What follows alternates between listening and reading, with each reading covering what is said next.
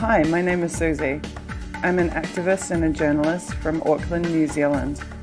For years, I've worked on controversial issues like the corruption of our intelligence agencies.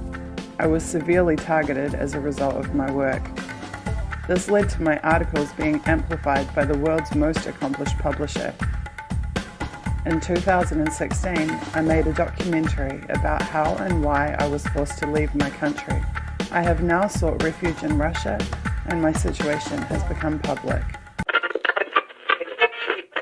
On 882 6PR, the voice of Perth.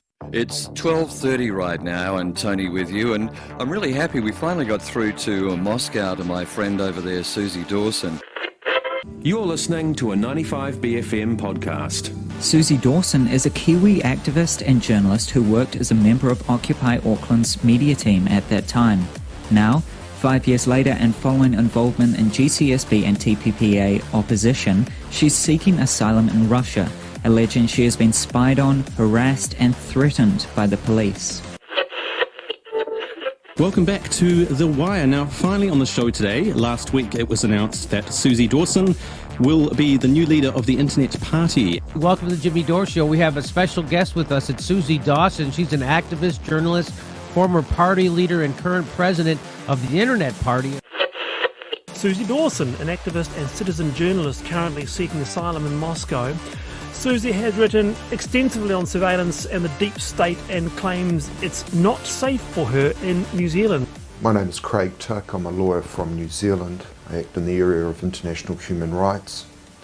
I act for Suzie Dawson, along with a group of other lawyers throughout the world who act for journalists and dissenters in high-profile cases, including the case of Julian Assange.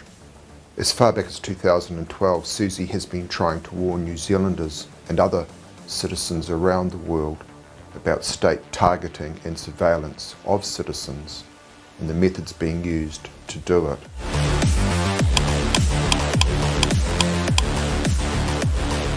Surveillance in New Zealand is now so widespread, it's not an issue of police going and getting a warrant and doing an investigation and then it all coming out in court. The vast majority of the surveillance that's undertaken is never going to be aired in a courtroom. And by that I'm talking about cell phone technologies. I'm talking about lawful interception is the term that the companies that do this like to use. There is a corporation in Wellington, New Zealand called SSI Corp. And you can Google them and you can look at their website. And on their website, they're so good as to explain at length exactly what they do and how legal it is for them to do it. And essentially, they can intercept virtually any communication. If they have someone at range, they can hear your actual conversations, but also through cell phones, they can essentially turn them into microphones and hear any conversation that's had within vicinity. They can see your text messages, they can see what photos are on your phone, they can see what files are on your phone, they can read your emails, they can just intercept all kinds of information. Any intelligence service in the world that has significant funding and a real technological research team can own that phone the minute it connects to their network. As soon as you turn it on, it can be theirs. They can turn it into a microphone, they can take pictures from it, they can take the data off of it. But it's important to understand that these things are typically done on a targeted basis. Not only was Suzie essentially blowing a whistle on state-level spying, she was naming the precise entities that years later it would be proven had in fact been doing it. And the fact that these are private corporations that are doing it should be really concerning to us. The crowd that they outsourced it to was TCIL, which was, I believe, Thompson and Clark Investigations Limited. The state is contracting a private company to surveil you. To me, that's really immoral, absolutely immoral. Some 6 years later, in December 2018, an official State Services Commission report confirmed that New Zealand government agencies had been employing Thompson and Clark Investigations Limited to target New Zealand citizens. This is a private company that had essentially been instructed by state agencies and departments to spy on citizens.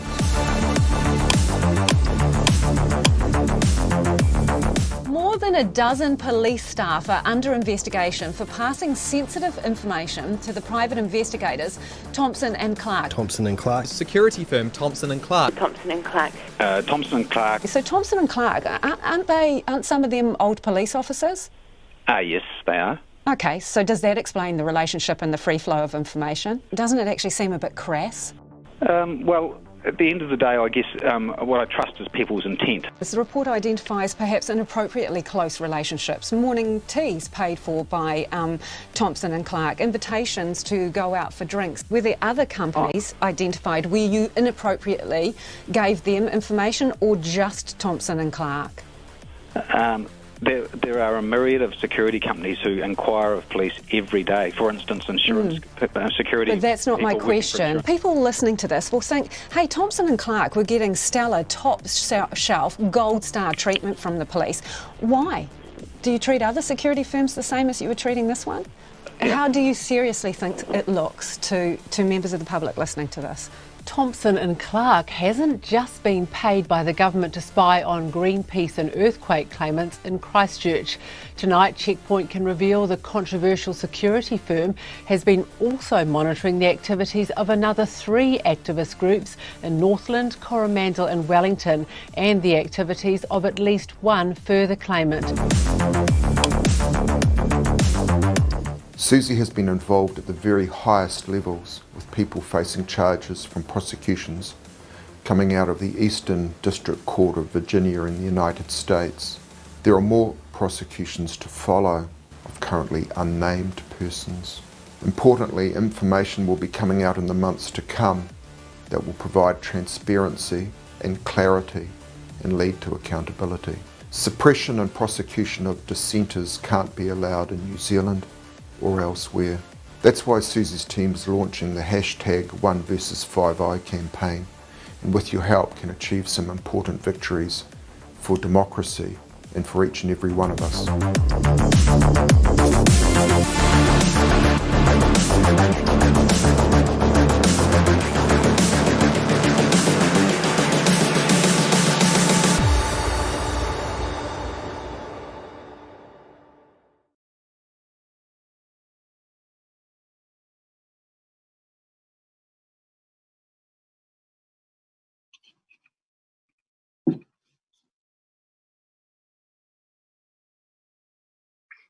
Hi everyone, my name is Suzie Dawson.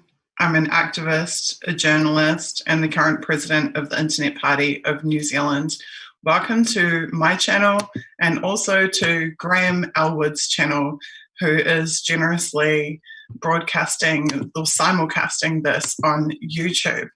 Tonight is the 4th episode of Opening the Five Eyes, Exposing the Spies, which is my new series that looks inside what's known as the global network of the spy agencies and follows this never-ending torrent of encroachment upon our human rights and civil liberties around the world, but particularly in the Western English-speaking countries.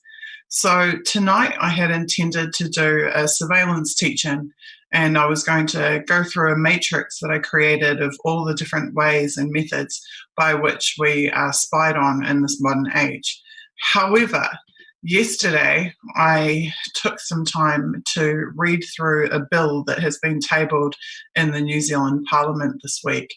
It's called the Terrorism, Suppression, Control Orders Bill. This bill is so scary and so dangerous to our democracy that I couldn't not cover it this week. Yesterday, I put together a really long thread, including screenshots of different provisions of the legislation. And tonight, I want to go through that with all of you, because I think it's of vital importance and it's a serious threat to everybody, but also particularly to myself, given that the bill is directed at New Zealanders who are overseas, outside of New Zealand, who may return to New Zealand shores. So given that I am living in exile outside of New Zealand, and I have been for the last 4 years, and given that counterterrorism, resources, personnel, networks, have been employed already against myself and against many of my associates, such as Julian Assange, WikiLeaks, Kim.com, and others. It's impossible for me to ignore that this bill, which is supposed to be aimed at terrorists and supposed to be about terrorism, may in fact, or is even highly likely to be abused by directing the powers that it grants the various police and intelligence agencies who can abuse it by using it to target people who aren't terrorists at all. So I'm going to start by taking you through the thread that I put together yesterday. So far, there's over 150,000 impressions on that thread, and several thousand people have interacted directly with the thread. So it's definitely getting some traction. It's definitely of interest to people. I'll just point out that in the past, across this decade, a series of terrorism and security bills have been passed through the New Zealand Parliament. Some of these have then had counterpart versions passed in other countries around the Five Eyes. For example, the 2013 GCSB bill in New Zealand, the GCSB being New Zealand's version of America's NSA. The GCSB bill passed in New Zealand first in August of 2013, but soon after it, versions of it travelled around the Western world. We had the Aussie Data Retention Act, the UK IP bill, the America's USA Freedom Act, and also CSIS changes and CSEC changes in Canada as well, C51, etc. My initial fear when I saw this Terrorism Suppression Control Orders bill was that it would, the same thing would happen, that it would, a similar version would then get passed across the rest of the Five Eyes. However, I did some further investigation and I discovered that actually a version of this bill was already tabled and passed in Australia in 2014. And a version of this bill had also previously been passed in the UK as well, specifically relating to these control orders, as they're called. Now, what control orders are is a regime of punishments and restrictions that can be applied to a target by the agencies without that target ever having been arrested or charged or prosecuted or convicted of anything. That's one big part of why this is so dangerous, but there's a lot more to it. So I'm going to screen share now and we are going to work our way through this thread. So this is the thread that I wrote, and it actually refers directly to the thread that's within it, so we'll read that as well. But this is my initial synopsis. New Zealand's latest terrorism suppression bill allows authorities to deem you a terrorist on the balance of probability. These are the exact words in the legislation, on the balance of probability, without showing you evidence. Then they can control your work, finances, movements, internet access, and prevent you telling people it's happening. And so then I link to my original thread of analysis of this legislation. So all these screenshots you're about to see are directly from the bill itself. So at the very beginning of the bill, it says, for the purposes of this act, terrorism is facilitated or supported only if the facilitator or supporter knows or ought reasonably to know that terrorism is facilitated or supported. But this does not require that the facilitator or supporter knows or ought reasonably to know that any specific terrorism is facilitated or supported, or that any specific terrorism was foreseen or planned at the time that it was facilitated or supported, or that any terrorism was actually carried out. So let's just break that down for a second. What they're basically saying is, actually, you don't have to be a terrorist to be targeted by this bill. You just have to be someone who facilitates or supports a group or a terrorist organization, an organization that's been deemed to be a terrorist organization, that no terrorism actually needs to have been carried out. And you don't need to have even known that you don't need to have known or to have reasonably known that any specific terrorism is being facilitated or supported. So already we've gone from this is a bill about terrorists to actually this is a bill about people who might be connected to so-called terrorists to actually this is a bill that can be targeted at someone that doesn't even know that they have in some way supported or facilitated someone who's been deemed to be a terrorist. And it doesn't actually matter if no terrorism was ever actually undertaken. So like from the very beginnings of this bill already, it has gotten really murky, really fast as to whether this relates to terrorists at all. Moving on.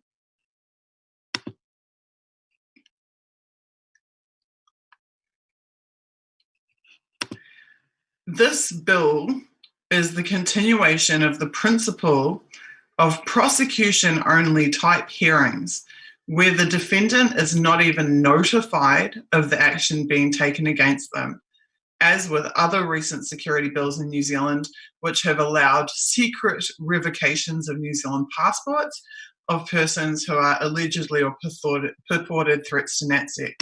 And in the bill it states that these control orders can be made without notice to the person, to the relevant person that they are being made against. Now, this is a major problem for a number of reasons, and this is an ongoing thread of conduct, an ongoing pattern in New Zealand. So recently, a very well-known media figure in New Zealand, Martin Bomber Bradbury, known as @CitizenBomber on Twitter. He's the publisher of the dailyblog.co.nz, but he has been a major radio and TV mainstream media figure for 20, 30 years now in New Zealand. He had taken a case against the police who had been making warrantless data requests on his banking information and had been interfering with his life, basically as political persecution because they weren't happy with Mr. Bradbury's political opinions and the activism that he'd been engaged in, particularly activism related to the GCSB bill that I mentioned earlier in 2013, which was about legalising mass surveillance in New Zealand and of New Zealand citizens. So out of retribution, they had been targeting him for political persecution.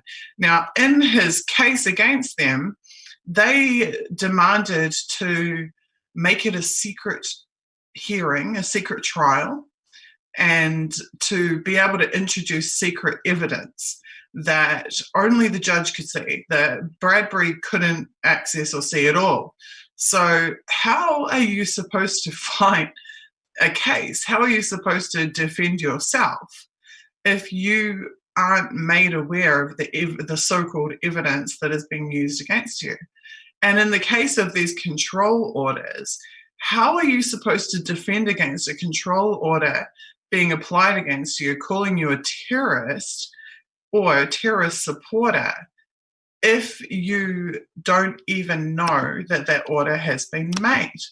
What it does is it completely strips the target of any ability to meaningfully oppose or get redress for this until it's already a done deal and it's already happening to them.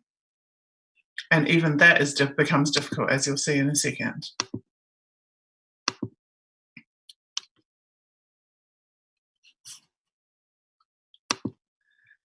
So, as I've just said, how are you supposed to defend against it if you don't know what you're being accused of and the evidence isn't supplied?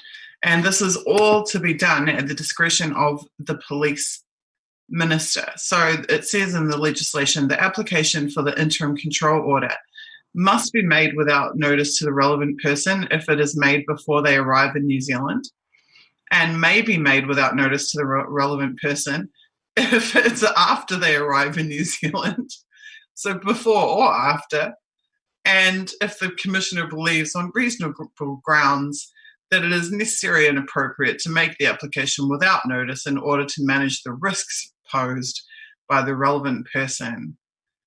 So this is my favourite part. If the application for the interim control order is made on notice, or if they are told about it, the documents to be served must exclude any information supporting the application that is not disclosable supporting information. And when you go further down and read about what is and what isn't disclosable supporting information, evidence is not considered disclosable supporting information.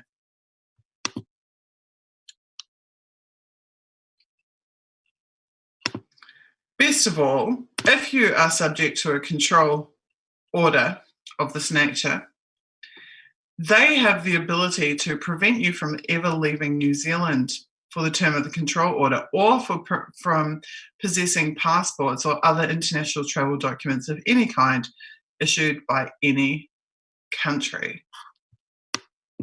So, given that we know that here I am living in exile in Russia, I've been here for over 3 years now. It's been nearly 5 years since I left New Zealand. Should I return to New Zealand, this bill would give the Commissioner of Police, and we know that police agencies have been directly involved in my targeting and with the targeting of other journalists and activists in New Zealand. It would give the Commissioner of Police the ability to apply for and be granted a control order against me without telling me before I even get back to New Zealand. And that then when I got back to New Zealand, they could prevent me from leaving New Zealand. They could essentially trap me back in New Zealand. And all they would need to do is claim that I am a supporter or facilitator of some kind of terrorist activity. Now, I was a co-founder of New Zealand for Gaza, which was against the relentless Israeli bombing of Gaza and the Palestinian people in 2014. They could easily claim that that makes me some kind of terrorist sympathizer or some nonsense supporter or facilitator of terrorism. We know that in early 2017, that the movement against the TPP in New Zealand was declared a threat to national security. It was declared that by the New Zealand police. TPPA No Way, which was the movement hashtag for that campaign, which trended #2 worldwide and is one of the most famous activism hashtags in New Zealand history. I was a co-founder of that hashtag and drove that campaign, that social media campaign. So yet again, they could claim that I am a threat to national security or affiliated with an organisation that is a threat to national security, and in theory apply such a control order to me before I return to New Zealand soil. Continuing on.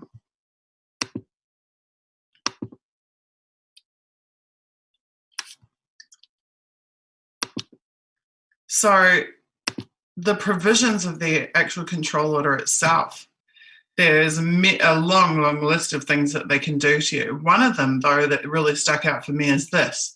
They can prohibit or restrict the relevant person from carrying out specified activities, including in respect of their work or occupation or recreational activities.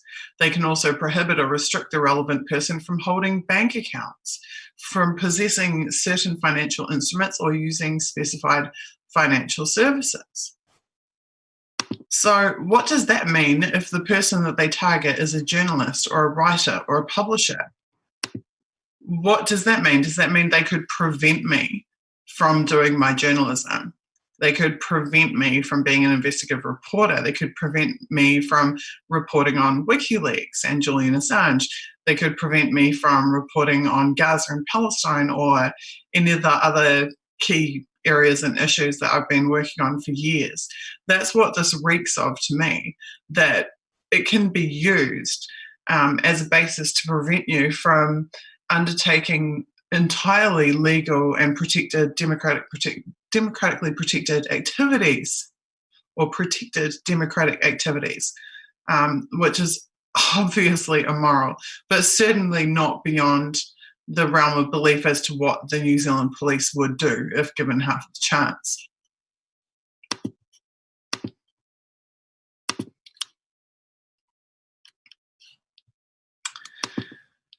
So, other things that they can do to you. So now, without being arrested, without being charged with anything, without being able to defend yourself or to access any evidence against you, you are subjected to house arrest and monitoring, electronic monitoring with an ankle bracelet and the whole 9 yards, as if you'd been convicted of a crime. So you become, it's as if you become a convicted criminal, but without ever going through the usual legal process by which someone is convicted of something. So they can determine where you're allowed to live. They can tell you at what times of the day or night you must be at that address that they say that you should live at. They can require you to report to police at specified times and places, the same way that somebody who's on bail for an offence would, or who is on parole. They can require you to facilitate access by police or their agents, which is even scarier because now we're getting into private sector subcontractors, to premises, equipment, or information for monitoring compliance. For example, facilitating access to search the person's residence, electronic devices, or financial accounts. Require that the relevant person allow themselves to be photographed and impressions made of their fingerprints. So now you're supplying biometrics as if you've been arrested, even though you've never been arrested. To require that the relevant person submits to electronic monitoring of compliance with the requirements of the control order concerned, and that you do not tamper with or damage or do anything to interfere with the functioning of that electronic monitoring device. So you're basically being treated like a convicted criminal. It's as if you've been through a court process and a judge has handed down a sentence and there are now all these stipulations around your living situation, except for the small fact that you've actually never been arrested, you've never been through a court process, and you haven't been convicted of anything. So what they're doing is circumventing the entire legal process and issuing judgments against you without you ever having reviewed any of their so-called evidence that led to that judgment, without you having been able to defend against it. You just become a criminal without a court process.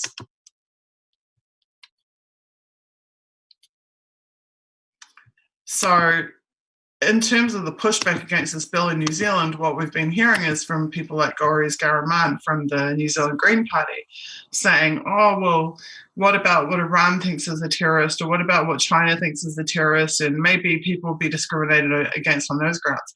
Well, I think the elephant in the room here isn't what China or Iran might think is a terrorist. I think the elephant in the room is what the United States might think is a terrorist, or what the United Kingdom might think is a terrorist, or what New Zealand might think is a terrorist. I'm personally far more concerned about that, because these are the countries that have been calling leakers and journalists and publishers and developers terrorists. These are the people that have been politically persecuting those of us who are seen to be in an information war, not a war with guns. This isn't. Julian Assange doesn't have any weapons. Julian Assange is not a terrorist. WikiLeaks are not terrorists. They're publishers. But counter-terrorism resources have been used against them. I have no military experience. I have no access to weapons. I couldn't fire a gun even if I had one, and nor would I ever want one, because I have no idea how to use weapons, and I don't want to even know how to use weapons. But terrorism resources have been used against me and used to target me. So this type of legislation could circumvent the necessity of ever having or providing any evidence against me.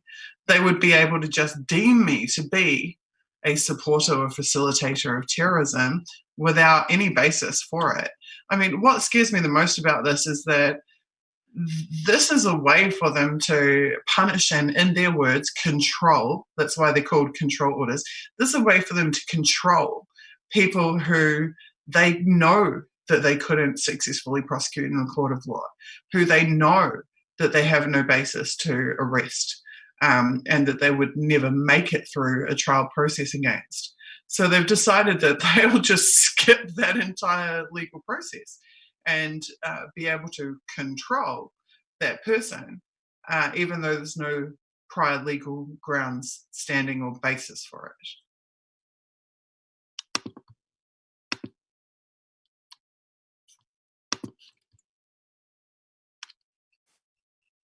So here we go. This is the so-called standard of proof in the legislation. The standard of proof in the bill says this section applies to a question of fact arising in a proceeding that is a proceeding under this Act and that is not a proceeding for an offence against this Act. The question must be decided on the balance of probabilities. So this is the opposite of what a court is supposed to make a finding on. Okay, like a court is supposed to make a finding beyond reasonable doubt. That is the standard of evidence in a court, beyond reasonable doubt. So they've watered this down. It's gone from beyond reasonable doubt to on the balance of probabilities. So this is it. Not only are they bypassing the entire court process, but they are weakening the evidential standard by which to apply for and be granted these control orders against unsuspecting people who have no ability to defend against the accusations.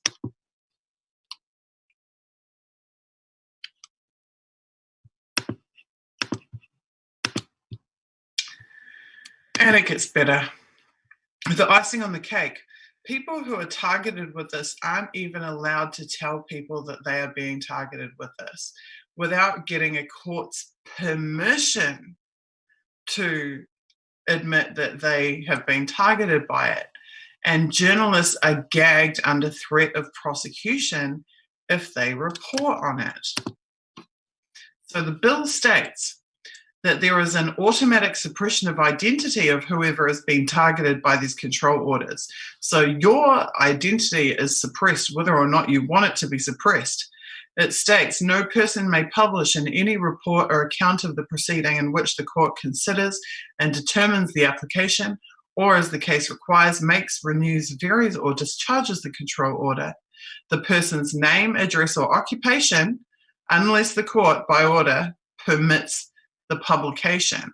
The court must make an order that permits the publication if the person applies to the court for such an order and the court is satisfied that the person understands the nature and effect of their decision to apply for the order, which means they could theoretically, even if you found out this thing had been done to you and you made an application for an order of the court to allow you to tell people that this is happening to you, the court could actually still decline to allow you to tell people this is happening to you under the claim that you don't understand the nature or effect of the decision to apply for the order. So just let that sink in for a second. They can control where you live, your movement, your hours, who you talk to and who you associate with or affiliating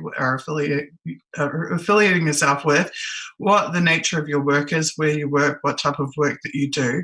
They can put you under electronic monitoring. They can force you to wear an ankle bracelet. They can force you to submit yourself and your belongings and your property to searches by them and or their agents, whoever their agents happen to be, which we know in New Zealand is private sector subcontractors, for-profit investigation and private intelligence companies.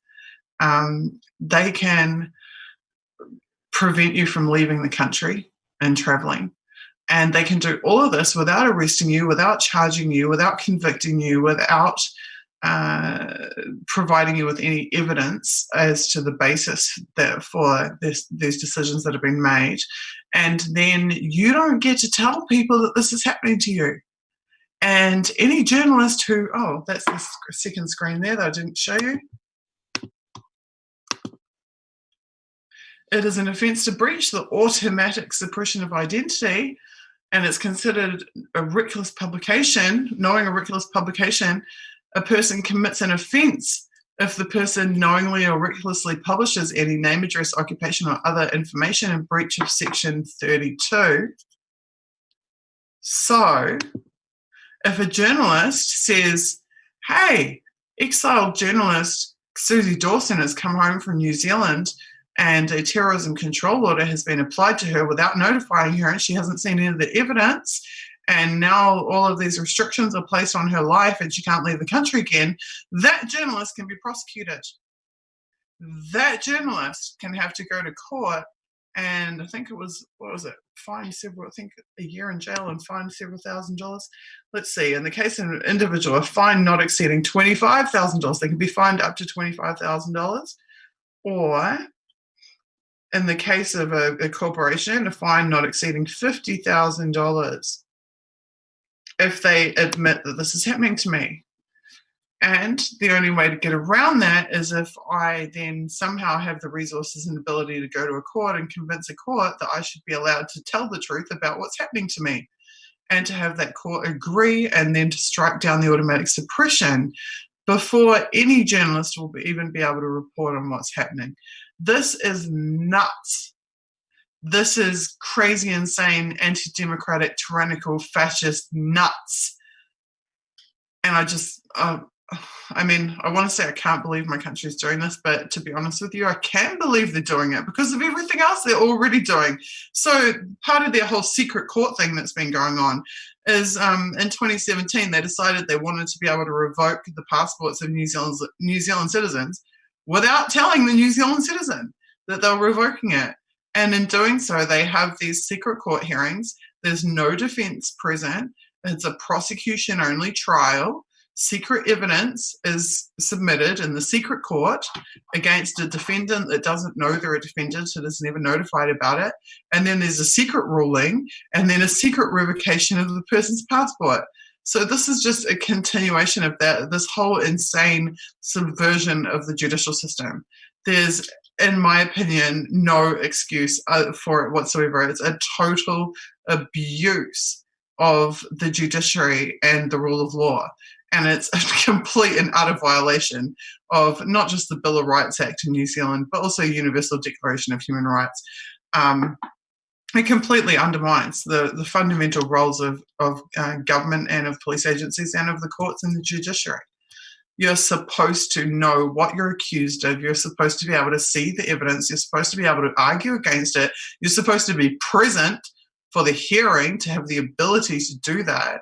And you are not supposed to be subject to arbitrary detention and punishments in the absence of a conviction from a court. And these are all principles that are being violated by this. And unsurprisingly, this is all being covered up in the New Zealand media by them saying, it's about ISIS. It's about foreign fighters. It's about blah, blah, blah. I'm sorry, Tony Fullman was not a foreign fighter. Tony Fullman was a pro-democracy activist, a Kiwi, a New Zealander, and his passport was revoked by the New Zealand government. Why? Because he was a pro-democracy activist. Not because he was a terrorist, not because he was a member of ISIS. When 100 armed counter-terrorism squad members raided Kim.com's mansion on January 20, come on, how's it escaped me? January 21st, 2012, they rolled up at Kim.com's mansion. They had attack dogs and helicopters and 100 counter-terrorism task force police. And was Kim a terrorist? No, Kim was not a terrorist. What was Kim accused of? Copyright infringement. This is the practical application of how this legislation gets used. It gets used to target political dissidents, people who the government does not like. It has not got a goddamn thing to do about being in ISIS or wherever the hell else. This is a smokescreen. The whole ISIS argument is a smokescreen. This absolutely will get used against journalists, it will get used against activists, it will get used against dissidents, it will get used against anybody that has meaningfully opposed the government or the intelligence agencies and the fellow partners in the global network, for example, the United States. And the rest of the Five Eyes. That's just the bottom line. This is just rife for abuse. And it's written all over this legislation when you read it. They want a way to punish and control their word, control people who they know they don't have the evidence to take to court, who they know they don't have the evidence to arrest or to convict of anything. And the reason, the prime target, see an ISIS fighter, right? Some guy's running around on social media and whatever, having photos of himself with weapons and blah, blah, blah. They're not going to have any problems taking him to court and getting conviction. But they have a lot of problems trying to take someone like me to court. I mean, how the hell do they go to a court and say, oh, yeah, you know, the single mother from the suburbs, like, who has no military experience, no weapons, there's no history of violence, no, not a criminal, nothing. Oh, yeah, actually, we wanted to convict her under a terrorism act. No, they can't do that. They would have done that years ago if they'd been able to do that. But under a crazy regime like this control orders nonsense, they can just bypass that whole inconvenient situation of not actually having any evidence against me because I'm not actually a terrorist, and just call me one by association and just apply the punitive control order in total absence of any evidence, and then trap me back in New Zealand. So people ask me why I can't go home, and I feel like every year the New Zealand government just proves over and over and over again why I can't go home. And this is just like example number 55 in recent years. So I think that was the end of the thread. Yes, but there's lots of horrified people. So those are the screenshots that I took. But just to recap again, this bill allows authorities to deem you a terrorist on the balance of probability without showing evidence, and then control your work, finances, movements, net access, and prevent you telling anyone it's happening to you. They get to do this without arresting you, without prosecuting you, without you being convicted of anything. And any journalist who writes about it being done to you gets prosecuted for doing so. Best of all, even if you didn't know you were supporting or aiding a terrorist, and even if no terrorism happened, too bad. What this law does is effectively sentence you without a trial. Electronic monitoring, the whole 9 yards, but no trial, no defence, and you don't even get to see the evidence used in the process. And for those of you who would like to see the full legislation, I tweeted out the link to it right here. So you are welcome to come and click on this link, and you'll be able to read through the entire bill yourself. So that is definitely so important to oppose. And the battle now is going to be to force New Zealand journalists and politicians to address all of those key aspects that I've just raised. Because the statements by the New Zealand Greens, who are in opposition to the bill, and by Amnesty International New Zealand, do not mention those factors that I just raised. They are taking for granted the cover story of the bill, that it's just about foreign fighters, foreign actual terrorists, and have been opposing it on the grounds that foreign countries might have different definitions of terrorism to New Zealand than New Zealand. But the problem here is actually New Zealand's definition of terrorism. And we have seen basically throughout the entire history of the anti-terrorism task force in New Zealand, we have seen bungled operation after bungled operation after bungled operation, and none of them have been against terrorists. All of them have been against political dissidents or journalists or people like Kim.com, who they hate and who they want to take down on behalf of foreign countries. This bill will be used to go after the enemies of America, not even the enemies of New Zealand. This bill will be used to go after the enemies of the global network. And those enemies won't just be terrorists or foreign fighters.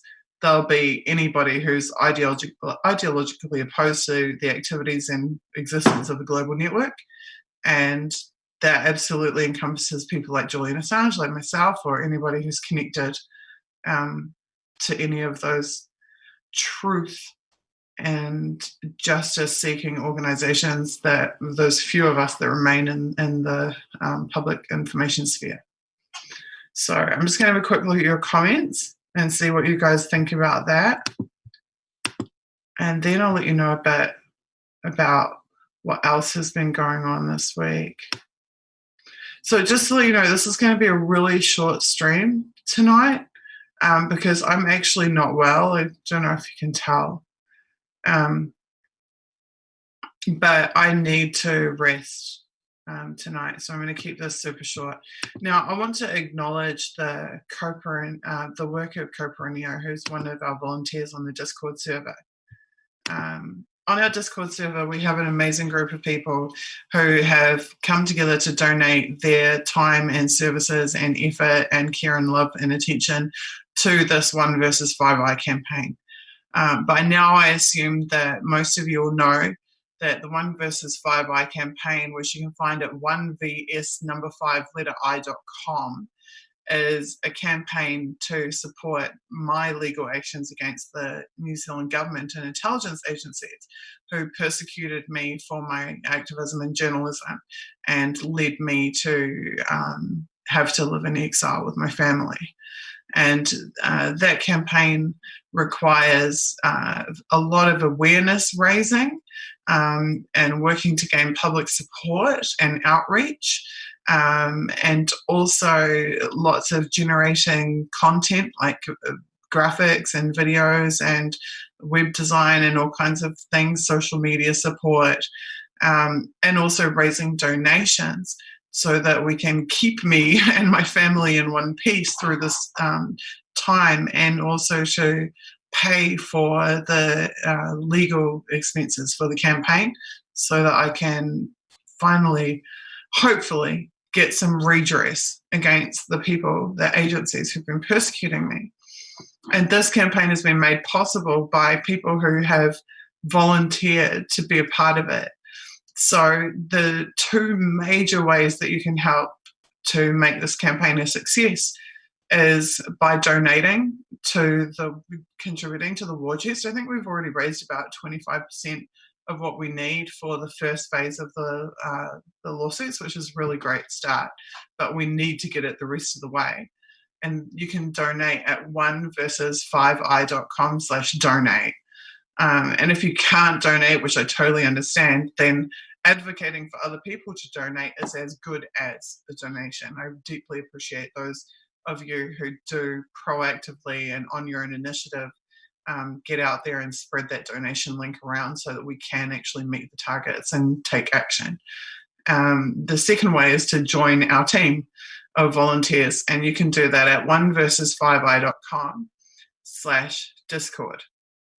So I've done a lot of streams in the last few years. I did a lot of streams for Internet Party in 2017 in the anti-spy bill campaign.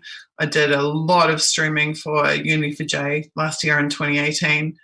I've done a lot of streaming this year in 2019 as well for a variety of things, and particularly in this campaign. And of course, my Decipher You series, which I think was over 130 hours of live online journalism, analysing Snowden docs in real time. In all of that stream time, I've never really gotten too personal or let my feelings show in terms of the real impact of the reality of my situation living in exile upon me. Last week, last Sunday's stream in the series,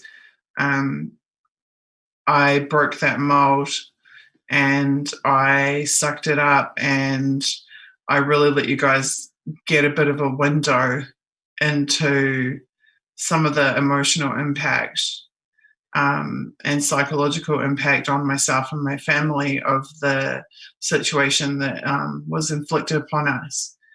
And I let you see some of the pain, and I let you see some of the impact of what we've been going through. And that was really difficult for me to do, but at the same time, I don't regret doing it because it's the truth. And I think giving our supporters the truth better empowers them to help us and to respond to it. And when I say we, I mean all of us who live in exile, all of us who are major targets of the intelligence agencies. I believe it's really important that we authentically convey to people exactly what we suffer through. rather than just trying to be strong and pretend it's all okay and whatnot while, things are not okay. So I don't regret doing it. I'm glad that I did do it, even though it was a really hard pill for me to swallow, and because I'm not really that type of person to sit around and have a cry. But it was definitely important to do. And this week, I have been humbled by the amazing efforts of Ko Perenio and our video team in the 1vs5i.com Discord, who have taken edited segments from that session last week and have made a really beautiful, poignant, professional intro and outro for it, and have turned it into a really special segment. And the segment is, I think, about 28 or 29 minutes long now, but it really gets to the heart of what it's like to live in exile, and also to the impacts, not just on me, but to those who are closest to me and around me, and the other people who have been made to suffer as a result of my situation, namely my children and my family. So tonight we're going to premiere that clip that the video team have put together, and then we're going to actively promote it on social media in the coming weeks, because as important and significant as all the analysis work that I do, the geopolitics stuff that I cover, the document analysis and the long-form journalism and the streams and the diagrams and presentations, as important as all of that is, I think that the humanity can get lost. The personal impacts can get lost when we're just talking about everything in black and white and in figures. And as difficult as it is for me to allow myself to be vulnerable, I can see that the human impact, the human toll of what we put through is something that people are hungry to be able to grasp, and that they do identify with. So on that basis, I'm going to forego the usual Q&A session tonight, and I'm just going to come and hang out with you guys in the chat channels on social media while we play through this premiere of this clip that's been put together. We don't yet have a name for this clip, and I would appreciate it if you guys, as you watch it, think about what you think this should be called, because it definitely needs a name. And like I said, we'll be heavily circulating it in the weeks to come. So Kitty, our awesome tech chick, if you can go ahead and play that clip now. And to everyone watching, I'll come and chat with you in the various platforms for the next 20, 30 minutes or so while it plays. Thank you so much for being here tonight. In terms of this Terrorism, Suppression, Control Orders bill, I kind of feel like it needs a hashtag. That's what I was thinking today. This needs a hashtag that we can discuss this further on, and that we can aggregate information on. I think 1vs5i is not entirely the right place for it. It needs to be something specific to this bill. So over the next 24 hours, I'm going to come up with a hashtag, and I'll start tweeting on that hashtag about this bill, and let's start pressuring some New Zealand journalists and politicos to address the big picture around the bill and not just pretend it's about ISIS fighters, which I'm sorry is frankly bullshit. Thank you so much. I will come chat with you in text in a few minutes, and I will be back next week. We'll have a huge episode next week of Opening the Files. I'm not going to tell you what it is because it's too cool to tell you about, but it's going to be amazing. It's going to be an episode that will be referenced for years to come by many people. Okay, thank you all so much. See you soon.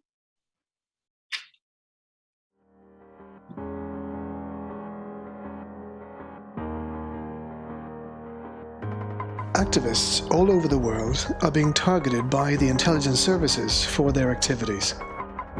For their work in challenging the status quo, they have been made to pay a high price. These are ordinary civilians, our mothers and fathers, brothers and sisters, sons and daughters, and friends. Untrained and non-military, They have been targeted by the most advanced military machine this planet has ever seen. So what effect does this have? In this video, Suzie Dawson lifts the lid on the human cost of speaking truth to power. Suzie is a journalist and activist from New Zealand. Her work shone a bright light on the abuses of intelligence agencies. They aggressively targeted her in retribution for it. She has been living in exile for more than 3 years.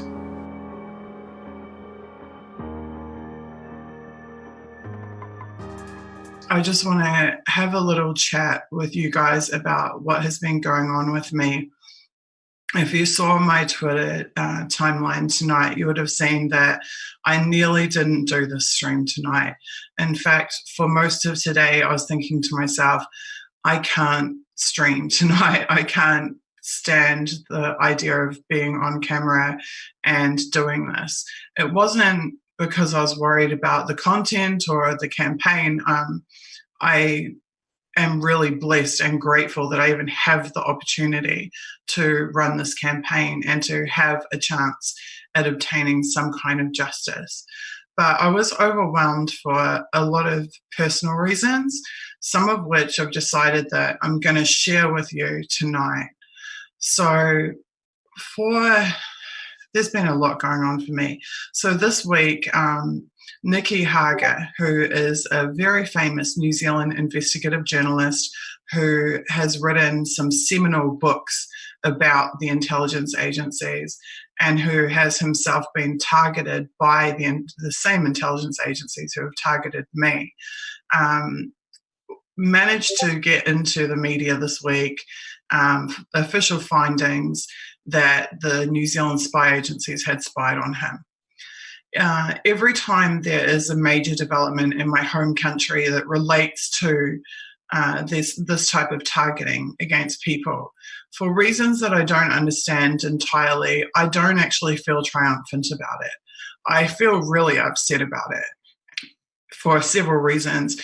Firstly, because it brings back every single thing that I've gone through and also the impacts on the people around me and my kids and my family. But also because I feel a really deep sense of injustice, particularly because of the way that the media treated me in New Zealand, and because of there's just a lot of unresolved stuff. And particularly actually in relation to Nikki.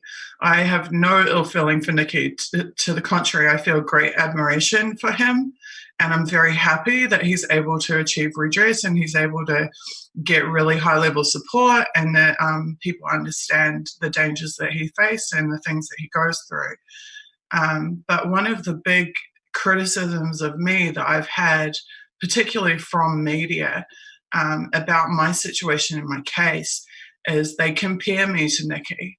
They say, oh, well, Nikki is targeted and he didn't have to leave New Zealand, or, you know, how come Nikki is able to be in New Zealand and you've had to leave New Zealand? And on one hand, it's quite a compliment to me that I would even be considered in the same light as Nikki Hager.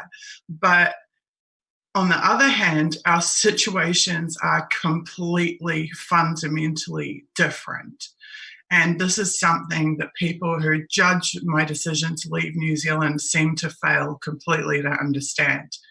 When Nikki was being targeted by the intelligence agencies, he had a 30-year long track record of internationally awarded journalism. Every single person in the country of New Zealand knows him and who he is and what he does and the risks that he faces. He has a ginormous international support network at the highest levels of journalism and of politics. When I was targeted in New Zealand, I had none of that. I was not an established journalist. I did not have major political support. I did not have an international network of people willing to advocate for me. There was no public understanding of who I was or what my work was or why I would be targeted, none whatsoever, because I had actually operated in my activism. I stayed anonymous, I stayed off camera, and I did everything behind the scenes. So I had no public support whatsoever. I had no media support whatsoever. My situation couldn't have been any more dramatically different than Nikki Hager's situation, and yet I'm constantly judged in the same light or the same league as Nikki Hager, which is really unfair. When I was targeted in New Zealand, I was a single mother with 2 kids living in the suburbs. I had nobody willing to stand up or protect for me or to advocate for me or to protect me. I had only my fellow media team members who were also being targeted and who had no resources and no ability to protect me. The police openly told me to my face that I would continue to be targeted, and that so their exact words were, "So long as you're an activist, this will keep happening to you."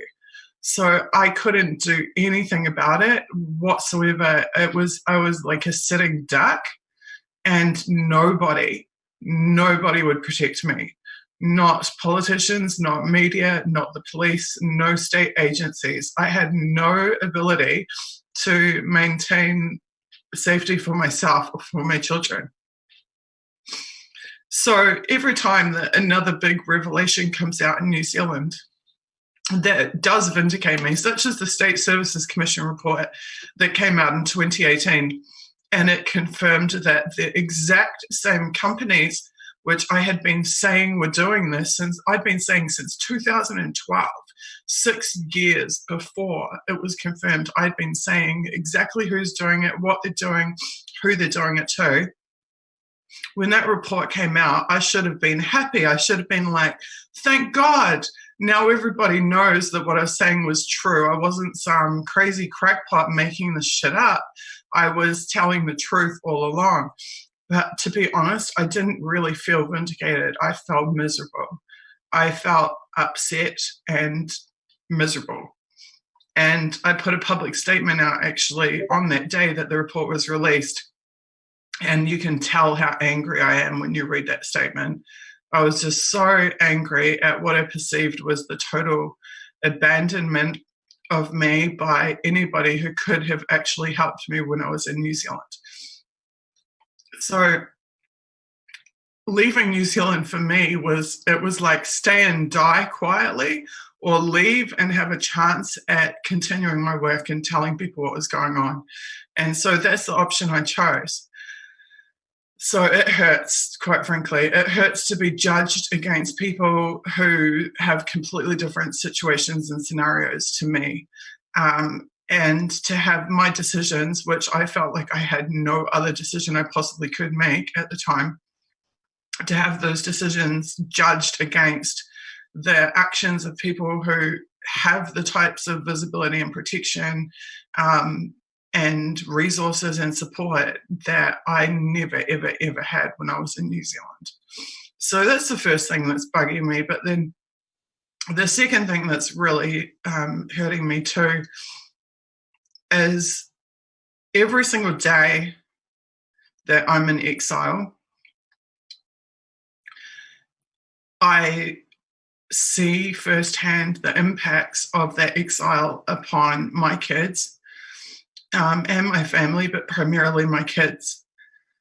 And I've chosen tonight to actually start to talk about this. And for me, it's a humongous risk. For me to talk about the things that upset me and the things that I'm going through is an absolutely humongous risk. It's a risk for multiple reasons. First of all, because I inevitably am blamed for what's been done to me, despite the fact that I'm not the person who did it.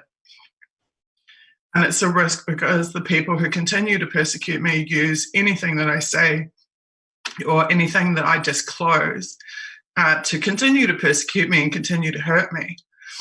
And for me, it's always been a really double-edged sword as to whether or not I talk about my kids. And so generally, other than saying that I have children, I've said basically nothing about them. but the impacts on my parenting of the children when I was in New Zealand being targeted were absolutely devastating. And the impacts on my ability to parent in exile are similarly devastating.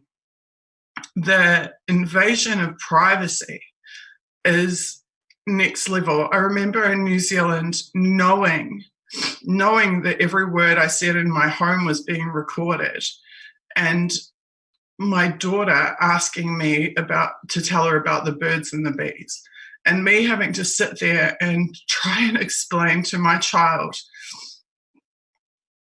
the facts of life, and particularly the facts of being a girl and becoming a woman, knowing that every word I said was being scrutinized by security agencies that had it in for me and were trying to destroy me. I feel like they robbed me and my children of some of the most precious moments and precious years of our life, and things that normal parents can just take for granted, I could never take for granted. And I had to constantly make decisions relating to my children. Wow, I'm sorry, I didn't know how upsetting this would be to talk about. I had to constantly make decisions relating to my children in the realistic and practical context of us being targeted by the state. For example, I lived in constant fear. One of the things my daughter complained about to me is she always says, "Mum, you're hypervigilant." And she's talking about, not about hypervigilant about being targeted, but hypervigilant in terms of, I would live in fear that my kids would be jumping off the trampoline or whatever, would hurt themselves and would end up having to go to hospital for whatever reason, and that it would be used as a pretext to take my children away from me to punish me for my activism and journalism. Because there are countless other cases where this has been done to activists and journalists who are single parents, where they come at you through your kids. That's what it comes down to. They come at you through your children. They have no qualms about doing that. So my kids couldn't just play like normal kids. Like when I was a kid growing up, I broke my wrist, I broke my arm, I broke my leg. It didn't matter. My parents went and took me to the hospital, get a cast on it, no one cared. But as a single mother who's a targeted activist and a journalist, I would literally be running around after my kids like, watch that step, careful of this, careful of that, don't blah, blah, blah, blah, blah, blah, constantly on at them, be careful, be safe, like to a ridiculous degree, because something as simple as my kids having an accident and breaking their arm could be used as a pretext to destroy our domestic life and destroy our life together and potentially even separate us. That's the type of pressure that I, and subsequently they, by proxy, had to live under as targets. Going into exile there are whole other layers to that. There's the obvious isolation. Sorry. There is incredible isolation. There's incredible isolation that we face because we lost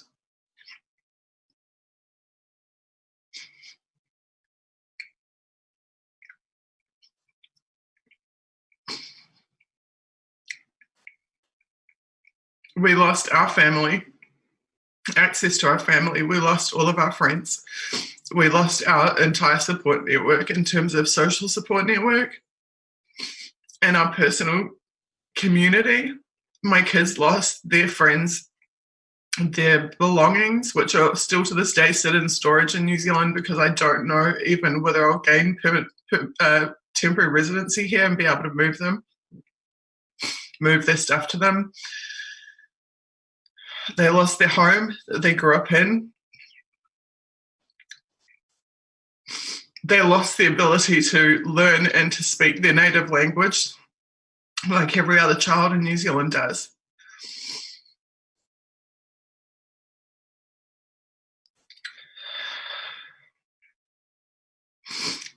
they lost the carefree and attentive parent that I was to them when it was just us in New Zealand. I used to be fun and have fun with them in ways that I had no ability to do since, because I am constantly need focused. I have to live in a way that's need focused. I have to make sure that we still have a place to live in, still have a country to live in, still have an apartment to live in, make sure that we have food, make sure that we have clothes, make sure that we have all of the necessities, and to do so without anyone around me to facilitate any of that happening. And that means I'm not fun mum, I'm stressed mum almost all the time. And that has been horrendous. And then you add on to that the language barrier and the fact that none of us spoke the language. And then you add on to that the fact that I'm constantly probed and I don't mean probed by Russians or locals. I'm not. I've had no interference at all from Russians. But I am constantly probed by intel agents in all of the spaces in which I try to communicate or operate. Relentlessly, they want information however they can get it. They want to insert people in my life and get people close to me. I had to cope with that physically in the real world in New Zealand, but I have to cope with it in digital spaces all of the time. And so my way of coping with the isolation was to overwork. And so in 2017 Internet Party campaign and 2018 Unity for J, I worked every second and every moment that I wasn't with the kids, day and night. I did 20-hour days every day. I worked so hard that I would look out the window and the light would burn my eyes. Looking at daylight would burn my eyes and blind me. That was how I coped with the situation, was just to work and work and work. And then, of course, my body started to give out on me, because nobody can work 20-hour days, 7 days a week forever and ever and ever. So that is why I stepped down from Unity for J, and that's why I took a bit of a break at the beginning of this year.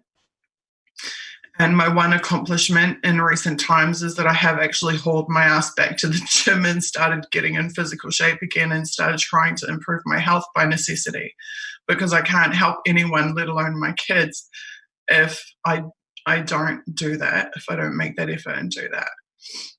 So the reason that I'm talking about these things tonight is because I've been feeling so heartbroken and so vulnerable, and I have really nobody to talk about this stuff with. And I remembered something. So behind the scenes, I used to never really talk in a personal context about Julian or WikiLeaks or anything else, but I'm starting to change my mind on some of this stuff. So I can tell you that behind the scenes, I was pretty much campaigning for years for Julian Assange to talk more in the public realm about what he was suffering through, what he was going through, physically and mentally and emotionally. I thought that it was really important for people to understand how dire his situation was, because recently you've heard about this, since he's been silenced, you've heard a lot about it. But in the previous years, Julian had really presented himself, I'm not even sure deliberately, but he presented himself as being pretty invulnerable and like a Superman. And people looked at him like a superhero. And they didn't understand the reality of what he was suffering through every single day. Nobody really understood that, because the decline in his health isn't something that has just happened since the hideous Moreno government. It's been going on for the entire decade. Julian was suffering in 2010. He was suffering in 2011. He was suffering in 2012. He was suffering in 2013. But nobody really understood the ways in which he was suffering. So after I made the suggestion a number of times, Julian did actually release his medical records. And that was a significant moment, and it was a very Julian way to address the issue, because he provided documented facts from accredited professionals to disclose information about himself that could then be referenced by journalists, et cetera, et cetera, et cetera.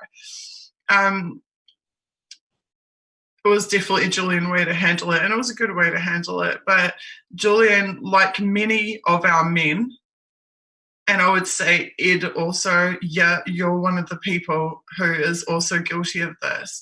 Our men don't like to be vulnerable, and particularly when they know that their adversaries are the highest level adversaries in the world, who will exploit any weakness and who will exploit any vulnerability. They don't like to show vulnerability.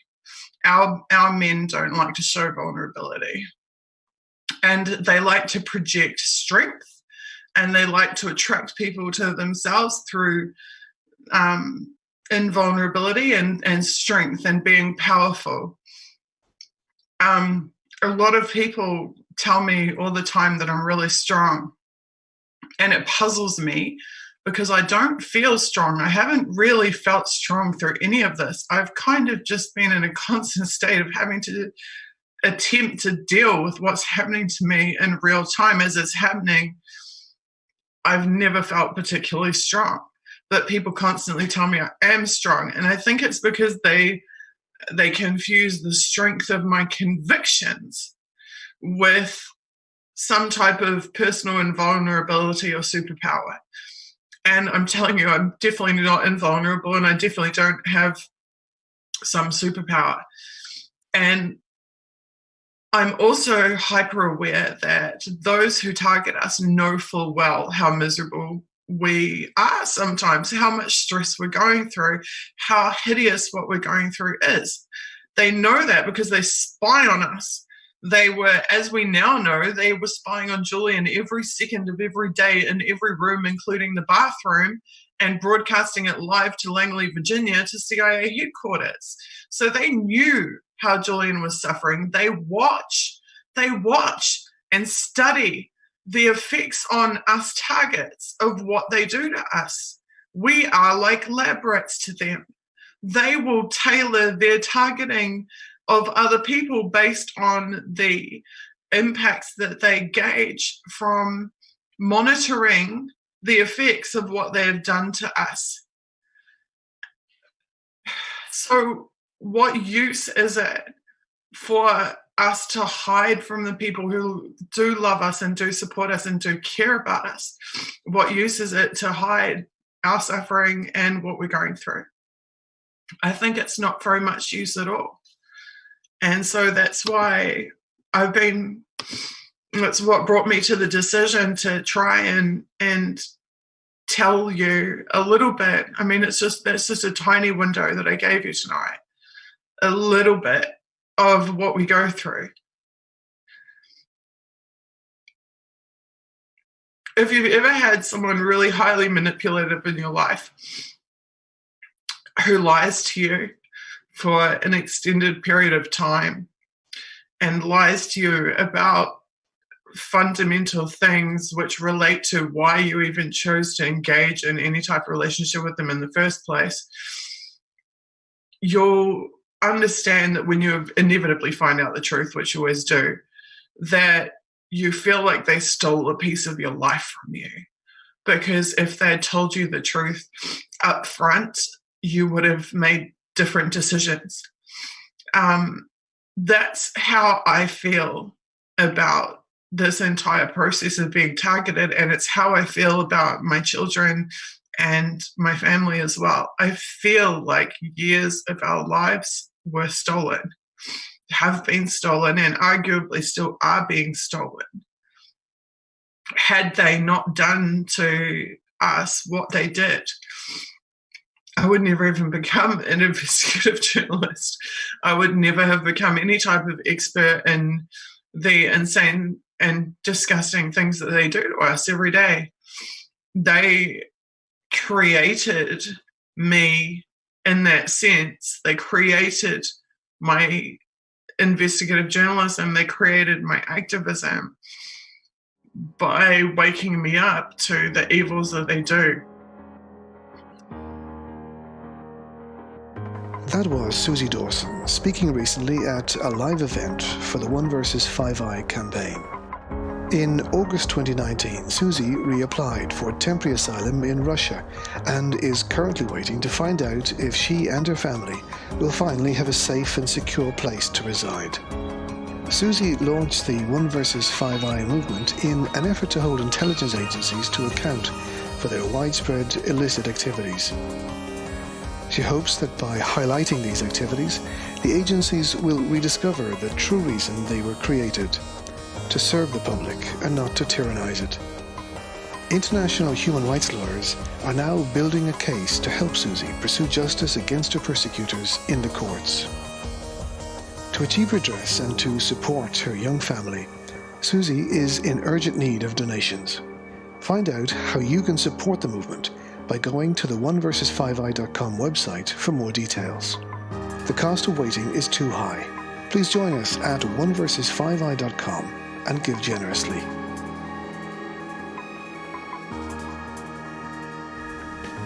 Hi, my name is Suzie. I'm an activist and a journalist from Auckland, New Zealand. For years, I've worked on controversial issues like the corruption of our intelligence agencies. I was severely targeted as a result of my work. This led to my articles being amplified by the world's most accomplished publisher. In 2016, I made a documentary about how and why I was forced to leave my country. I have now sought refuge in Russia, and my situation has become public. On 882 6PR, the voice of Perth. It's 12:30 right now, and Tony with you, and I'm really happy we finally got through to Moscow to my friend over there, Suzie Dawson. You're listening to a 95BFM podcast. Suzie Dawson is a Kiwi activist and journalist who worked as a member of Occupy Auckland's media team at that time. Now, 5 years later, and following involvement in GCSB and TPPA opposition, she's seeking asylum in Russia, alleging she has been spied on, harassed and threatened by the police. Welcome back to The Wire. Now, finally on the show today, last week it was announced that Suzie Dawson will be the new leader of the Internet Party. Welcome to the Jimmy Dore Show. We have a special guest with us. It's Suzie Dawson. She's an activist, journalist, former party leader and current president of the Internet Party. Suzie Dawson, an activist and citizen journalist currently seeking asylum in Moscow. Suzie has written extensively on surveillance and the deep state and claims it's not safe for her in New Zealand. My name is Craig Tuck. I'm a lawyer from New Zealand. I act in the area of international human rights. I act for Suzie Dawson, along with a group of other lawyers throughout the world who act for journalists and dissenters in high-profile cases, including the case of Julian Assange. As far back as 2012, Suzie has been trying to warn New Zealanders and other citizens around the world about state targeting and surveillance of citizens and the methods being used to do it.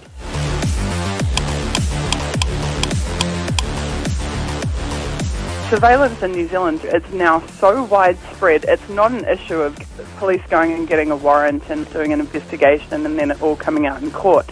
The vast majority of the surveillance that's undertaken is never going to be aired in a courtroom. And by that I'm talking about cell phone technologies. I'm talking about lawful interception is the term that the companies that do this like to use. There is a corporation in Wellington, New Zealand called SSI Corp. And you can Google them and you can look at their website. And on their website, they're so good as to explain at length exactly what they do and how legal it is for them to do it. And essentially, they can intercept virtually any communication. If they have someone at range, they can hear your actual conversations, but also through cell phones, they can essentially turn them into microphones and hear any conversation that's had within the vicinity. They can see your text messages, they can see what photos are on your phone, they can see what files are on your phone, they can read your emails, they can just intercept all kinds of information. Any intelligence service in the world that has significant funding and a real technological research team can own that phone the minute it connects to their network. As soon as you turn it on, it can be theirs. They can turn it into a microphone, they can take pictures from it, they can take the data off of it. But it's important to understand that these things are typically done on a targeted basis. Not only was Suzie essentially blowing a whistle on state-level spying, she was naming the precise entities that years later it would be proven had in fact been doing it. And the fact that these are private corporations that are doing it should be really concerning to us. The crowd that they outsourced it to was TCIL, which was, I believe, Thompson & Clark Investigations Limited. The state is contracting a private company to surveil you. To me, that's really immoral. Absolutely immoral. Some 6 years later, in December 2018, an official State Services Commission report confirmed that New Zealand government agencies had been employing Thompson & Clark Investigations Limited to target New Zealand citizens. This is a private company that had essentially been instructed by state agencies and departments to spy on citizens.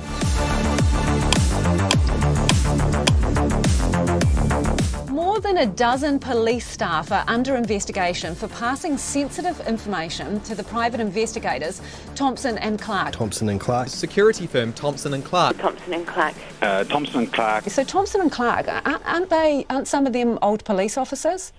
Yes, they are. Okay, so does that explain the relationship and the free flow of information? Doesn't it actually seem a bit crass? Well, at the end of the day, I guess what I trust is people's intent. This report identifies perhaps inappropriately close relationships, morning teas paid for by Thompson & Clark, invitations to go out for drinks. Were there other companies identified where you inappropriately gave them information, or just Thompson & Clark?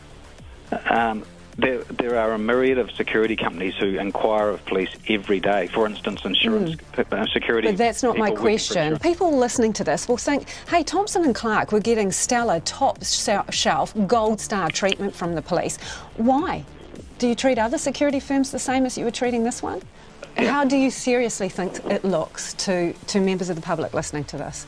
Thompson & Clark hasn't just been paid by the government to spy on Greenpeace and earthquake claimants in Christchurch. Tonight, Checkpoint can reveal the controversial security firm has been also monitoring the activities of another 3 activist groups in Northland, Coromandel and Wellington, and the activities of at least 1 further claimant.